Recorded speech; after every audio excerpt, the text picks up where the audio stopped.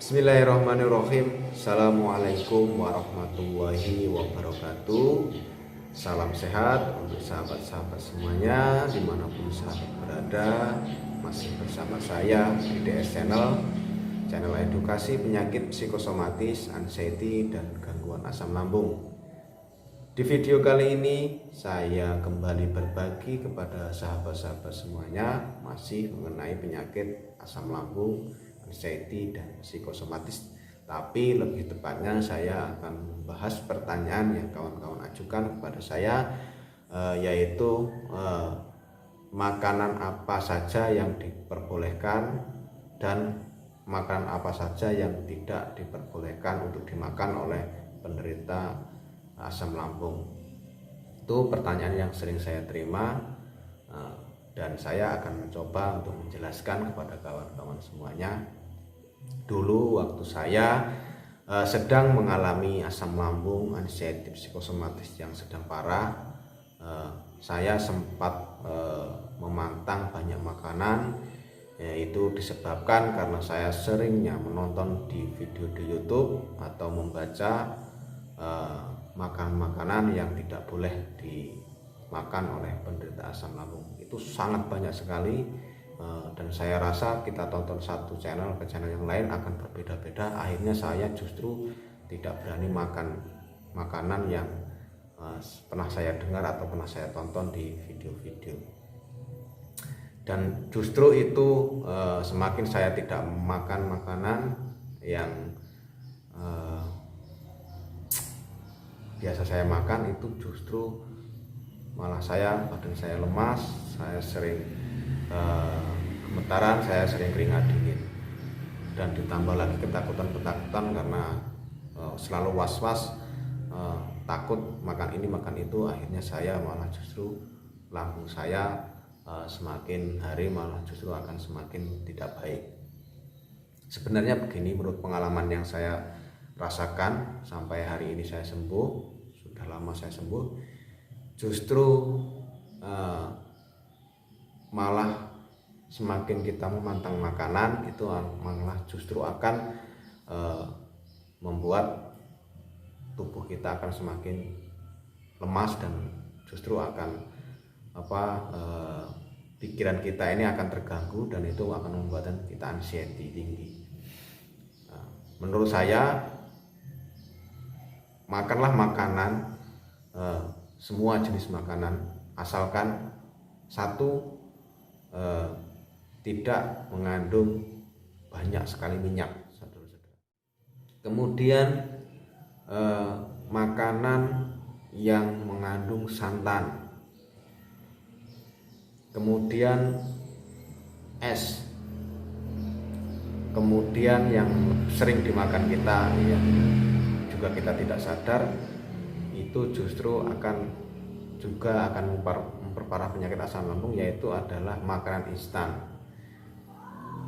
mie instan, minuman berkaleng, apalagi yang banyak sodanya, itu justru yang akan memperparah penyakit ini.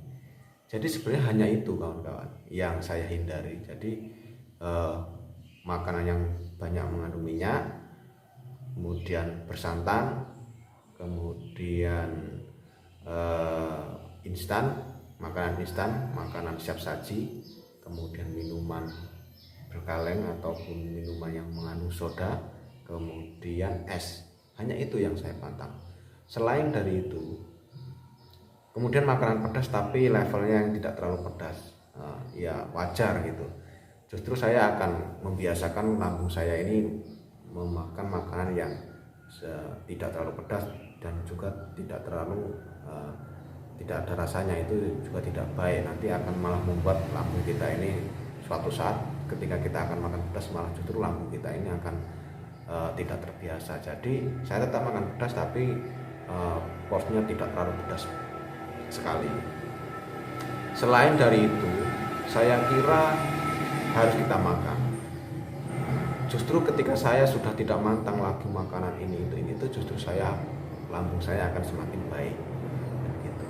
Tetapi memang jika sudah berada di fase yang orang itu ketakutan makan ini makan itu, itu ketika kita akan mencoba memakan sesuatu pasti akan ketakutan terlebih dahulu, dan justru itu nanti akan membuat sensasi itu muncul. Jadi sebenarnya bukan dari faktor makanannya, tetapi dari faktor ketakutan seseorang itu sebelum dia memakan. Akhirnya setelah kita makan, karena kita ketakutan, akhirnya sensasi itu muncul.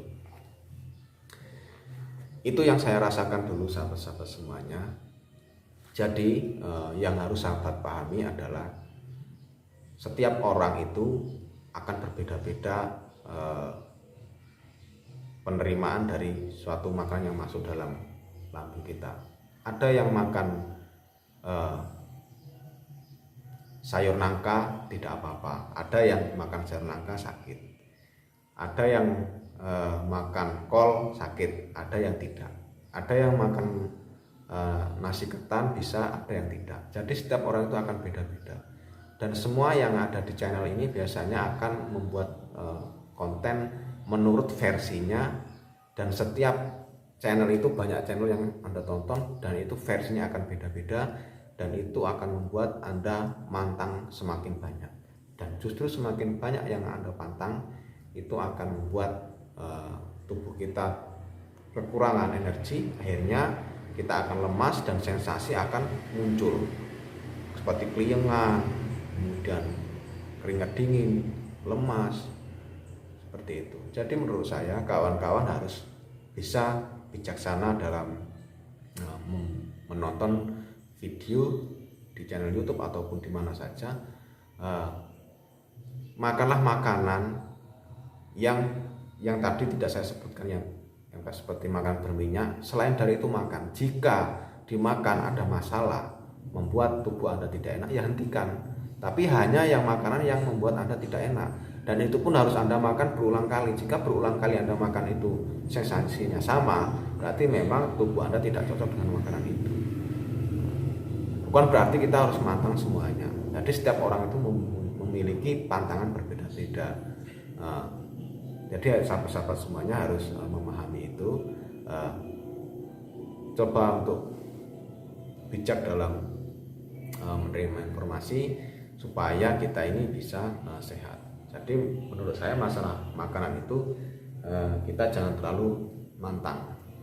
Hanya makanan yang kita makan berulang kali itu menjadi sensasi, itu yang dihentikan. Itu. Kemudian yang mempunyai penyakit asam lambung ini saya harapkan untuk sering-sering minum air hangat. Karena salah satu kesembuhan penyakit saya itu, saya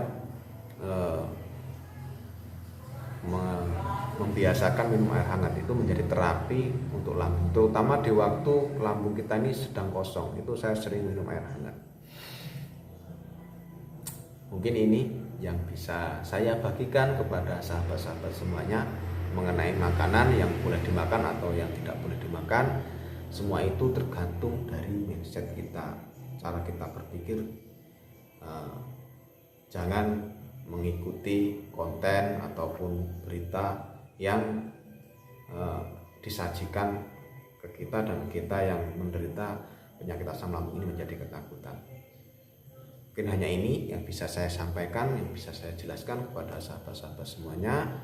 Sekiranya ada kesalahan dalam saya menjelaskan di konten ini, saya mohon maaf yang sebesar-besarnya. Saya akhiri. Wassalamualaikum warahmatullahi wabarakatuh.